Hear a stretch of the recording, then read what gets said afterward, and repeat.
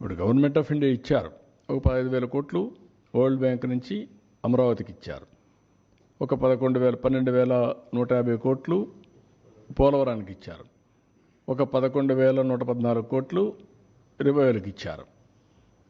సరే, మిగిలిన కొన్ని మేము ఈ వర్క్స్ అన్ని మీద పెట్టడానికి కొంత శాఖ కింద కొంత ఫండ్స్ ఇచ్చారు. కానీ ఆ డబ్బులు నేను వెల్ఫేర్కి ఇవ్వలేకపోతున్నాను.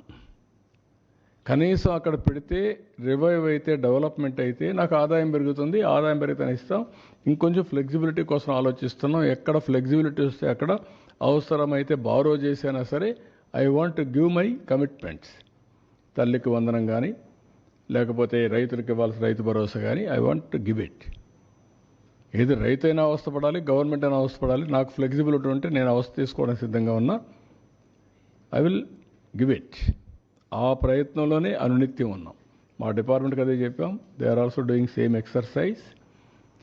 ఒక్క నిమిషం కూడా వెయిట్ చేయాలి నాకు ఫ్లెక్సిబిలిటీ ఉంటే. ఇప్పుడే దాని మీద కూడా ప్లాన్ చేసుకున్నాం, వర్కౌట్ చేస్తున్నాం. I will come out.